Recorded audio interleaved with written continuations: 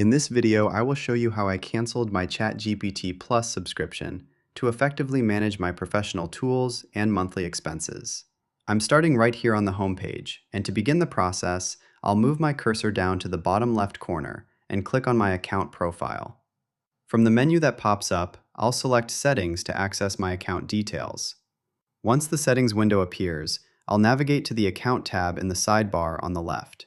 Here, I can see the full details of my current plan, so I'll click the Manage button and then select the option to Cancel Subscription. Finally, a confirmation window will appear letting me know exactly when my premium access will end. I'll just click the red Cancel Subscription button to finish the process. This ensures no further charges are made while still allowing me to use my Plus features until the end of the current billing cycle. If you found this quick walkthrough helpful for managing your AI subscriptions, please consider liking the video and subscribing for more quick tips and tutorials.